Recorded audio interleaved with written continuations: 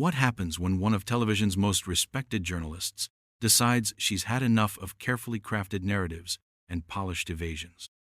You won't believe what unfolds when Savannah Guthrie comes face to face with Meghan Markle in what was supposed to be a promotional appearance that turned into an explosive confrontation that had viewers glued to their screens and social media buzzing within minutes.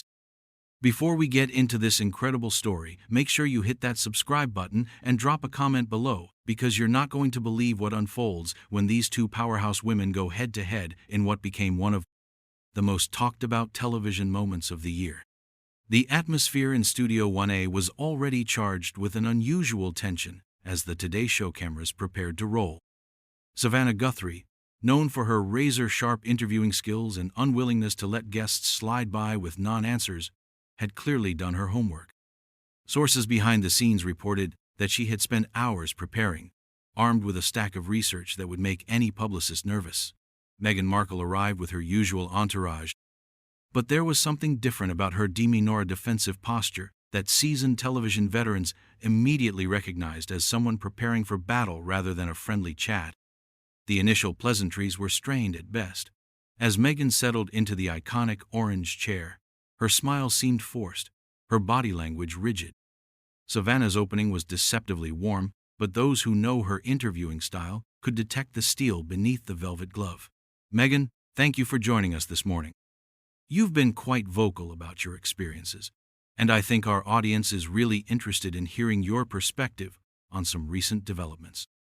Meghan's response was immediate and telling. Well, Savannah, I appreciate being here. Though I have to say, I'm hoping we can focus on the positive work I'm doing rather than rehashing old narratives that have been so misrepresented in the media. The emphasis on misrepresented carried a weight that didn't go unnoticed by Savannah, whose eyebrows raised almost imperceptibly. Tell that regular viewers know means she's locked onto something.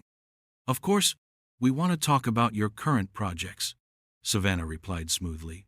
But I think it's fair to say that your public statements have raised some questions that deserve addressing. For instance, your recent comments about feeling silenced. Can you help us understand how that squares with the numerous high-profile interviews and platforms you've had access to? The question landed like a precision strike. Meghan's composure flickered for just a moment, her media training kicking in as she attempted to deflect. I think there's a difference between having a platform and having the freedom to speak your truth without facing retaliation or having your words twisted. The narrative that's been created about me has been incredibly damaging and often completely false. Savannah leaned forward slightly, her journalist instincts fully engaged. But when you say twisted, are you referring to direct quotes? Because I have several instances here where your exact words seem to contradict some of your earlier statements. For example, in your interview with Oprah, you made very specific claims about conversations regarding your son's skin color, but recently there seems to be some walking back of those assertions. The temperature in the studio seemed to drop several degrees. Meghan's team, visible in the wings, exchanged worried glances. This was clearly not going according to their carefully orchestrated plan. Meghan's voice took on a sharper edge as she responded. I think what you're doing right now is exactly the problem. You're taking complex, painful experiences and trying to reduce them to sound bites and gotcha moments. The trauma my family endured was real, regardless of how the media wants to dissect every word. I'm not trying to create gotcha moments, Savannah replied, her voice maintaining its professional tone but with an unmistakable firmness. I'm trying to understand the truth. When public figures make serious allegations that affect real people and institutions, follow-up questions aren't harassment, they're journalism. You've accused members of the royal family of racism. You've suggested a lack of support during mental health struggles. And you've painted a picture of systematic exclusion.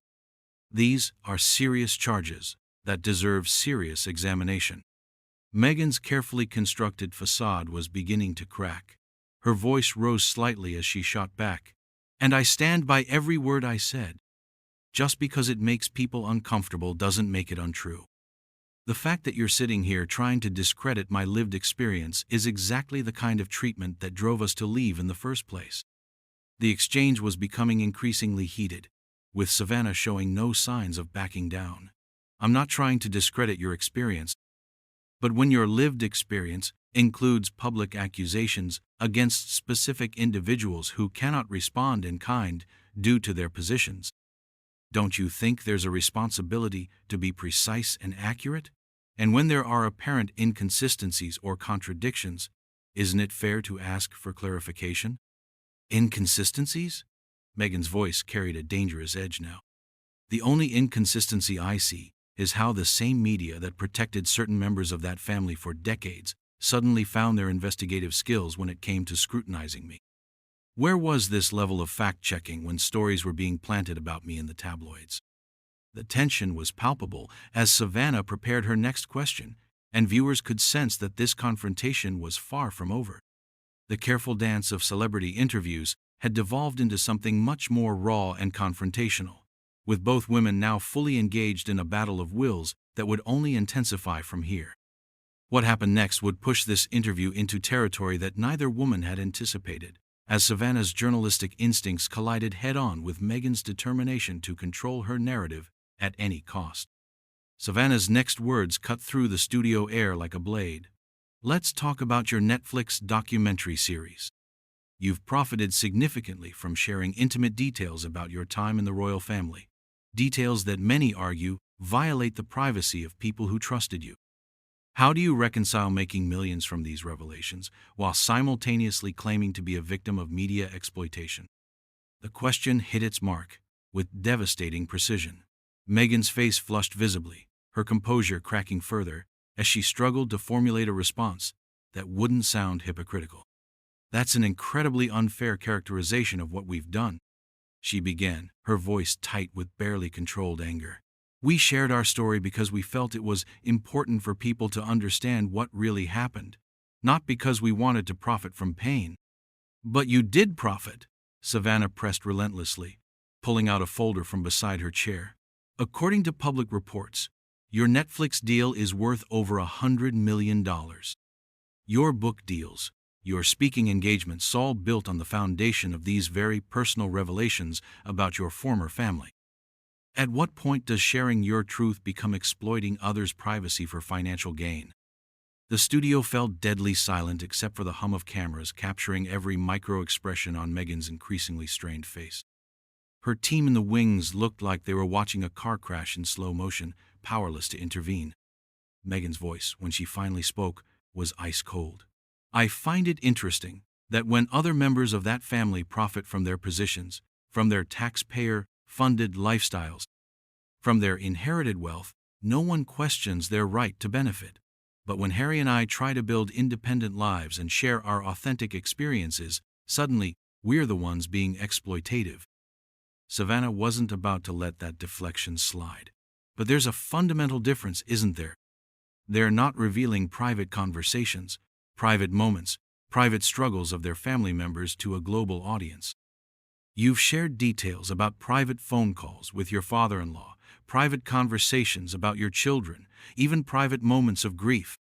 These people can't respond, can't defend themselves, can't share their side without breaking centuries of protocol.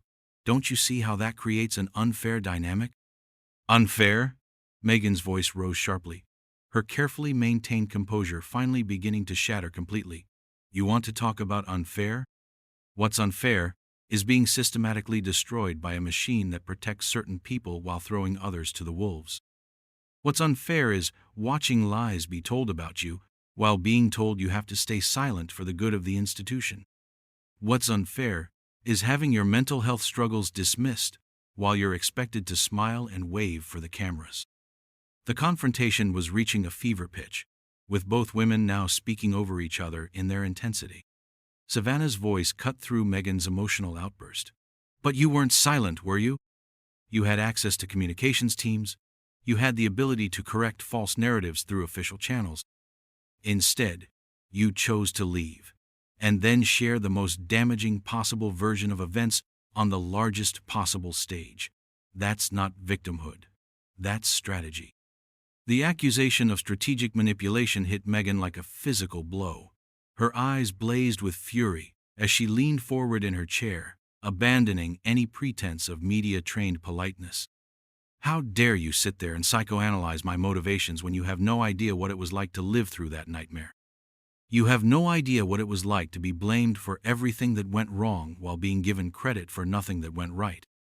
You have no idea what it was like to watch people you thought cared about you throw you under the bus to protect their own interests. But Savannah wasn't intimidated by Meghan's emotional escalation. If anything, she seemed energized by it, sensing that she was finally getting past the carefully constructed public persona to something more authentic.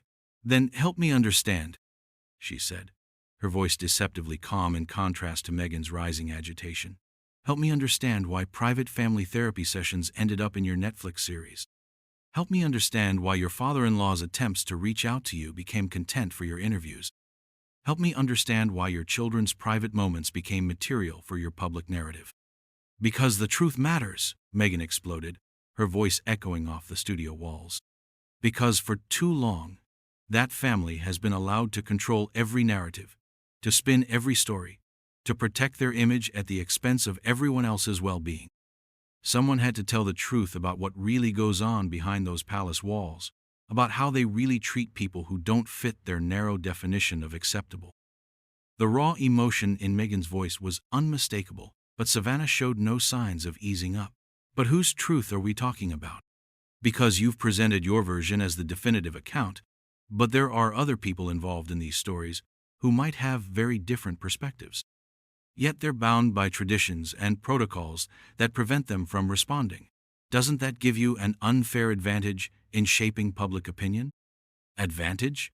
Meghan's laugh was bitter and sharp. "You think being driven out of the country you wanted to serve, having your reputation destroyed, having your family torn apart is an advantage? You think having to rebuild your entire life from scratch while being attacked in the media every single day is some kind of strategic win?" The intensity of the moment was reaching its breaking point, with both women now locked in a verbal battle that had far exceeded the boundaries of typical television discourse, and everyone watching could sense that something explosive was about to happen that would define this confrontation forever. Savannah's response to Meghan's emotional outburst was delivered with surgical precision, her voice cutting through the charged atmosphere with devastating clarity. "What I think, Meghan, is that you've become so invested in your victim narrative that you can't see how your own actions have contributed to the very problems you claim to be fighting against. You've turned personal family conflicts into global entertainment, and now you're upset that people are asking questions about your methods and motivations." The words hit Meghan like a physical slap. For a moment, she sat in stunned silence, her face cycling through expressions of shock, rage, and something that looked almost like hurt. When she finally found her voice, it was trembling with barely contained fury. "My victim narrative? Are you seriously going to sit there and gasify me right now? Are you going to tell me that the racism I experienced wasn't real? That the suicidal thoughts I had weren't genuine? That the systematic campaign to destroy my reputation was all in my head?" "I'm not questioning your pain," Savannah replied, her tone remaining infuriatingly professional, even as the confrontation spiraled completely out of control. "What I'm questioning is your response to that pain, and whether it's been proportionate and fair to everyone involved, including people who can't defend themselves." "Fair?" Meghan's voice cracked on the word, her composure now completely shattered. "You want to talk about fair? Let me tell you what's not fair. What's not fair is having a journalist sit across from me and tell me that my trauma response wasn't appropriate enough for her standards. What's not fair is having my mental health struggles minimized and my experiences dismissed because they make powerful people uncomfortable." But Savannah wasn't backing down, not even in the face of Meghan's complete emotional breakdown. "Your trauma is valid, but that doesn't give you carte blanche to harm others in your healing process. When you make public accusations about people who can't respond, when you profit from private family moments, when you break confidences that were given in good faith, that's not healing. That's revenge." The word revenge seemed to flip a final switch in Meghan's psyche. She shot up from her chair so suddenly that it scraped loudly against the studio floor, the sound echoing through the shocked silence like a gunshot. "How dare you?" she hissed, her voice low and dangerous. How dare you psychoanalyze me and my motivations when you've never walked a day in my shoes? You sit there in your comfortable studio, protected by your network, surrounded by people who look like you and validate your worldview. And you have the audacity to judge how I've responded to being systematically dismantled by one of the most powerful institutions on earth. The studio was electric with tension as Meghan began pacing, her media training completely abandoned in favor of raw, unfiltered emotion. You know what the real problem is here, Savannah. The real problem is that journalists like you are so invested in maintaining the status quo, so comfortable with your position in the establishment, that you can't handle it when someone actually tells the truth about how these systems really work. You're more concerned with protecting the feelings of powerful people than you are with acknowledging the experiences of someone who was chewed up and spit out by those same people. Savannah remained seated, her composure unshaken even as chaos erupted around her. What I'm concerned with is the truth. All of it.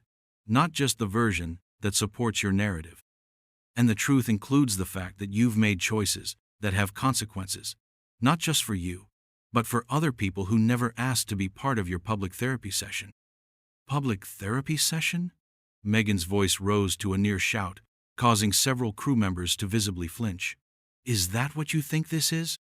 You think sharing my story about surviving institutional racism and emotional abuse is just me being dramatic for attention? You think talking about contemplating suicide because of the relentless attacks on my character is just therapy theater? I think, Savannah said, her voice steady and controlled in stark contrast to Meghan's escalating hysteria, that when you monetize trauma and weaponize victimhood, you undermine the very causes you claim to champion. And I think that's exactly what you've done here. The accusation of weaponizing victimhood was the final straw. Meghan's face contorted with rage as she whirled around to face Savannah directly, her finger pointed accusingly at the veteran journalist. You are everything that's wrong with this industry, she spat, her voice dripping with venom. You hide behind your so-called objectivity while perpetuating the very systems that destroy people like me. You're complicit in every lie that gets told, every narrative that gets twisted, every person who gets thrown to the wolves for the entertainment of your audience. And you, Savannah replied with devastating calm, are everything that's wrong with celebrity culture today. You expect praise without scrutiny, sympathy without accountability, and profit without consequence. You've turned personal pain into a brand, and now you're angry that someone is asking you to justify the cost. The confrontation had reached its absolute zenith, with both women now representing opposing forces in a cultural battle that extended far beyond their personal conflict.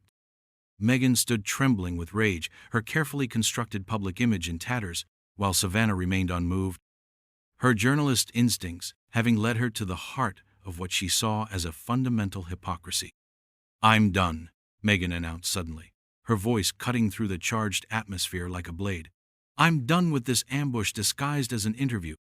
I'm done with journalists who think their job is to tear down anyone who threatens the comfortable lies they help maintain. And I'm especially done with people who think they can sit in judgment of choices they've never had to make. Without another word, Meghan ripped off her microphone with such force that the wireless pack clattered to the floor. She turned on her heel and strode toward the studio exit, her team scrambling to follow in her wake. As she reached the edge of the set, she paused for one final moment, turning back to deliver a parting shot that would be replayed countless times in the hours to come. History will remember who stood on the right side of this, she declared, her voice carrying across the stunned studio with unmistakable finality. And it won't be you. With that devastating final word, Meghan Markle walked off the set of The Today Show, leaving behind a shell-shocked studio, a viral moment that would dominate social media for days, and a veteran journalist who had just reminded the world why tough questions matter more than comfortable conversations. Savannah sat calmly in her chair, watching the dramatic exit with the satisfaction of someone who had done exactly what she set out to do: hold power accountable, regardless of the personal cost.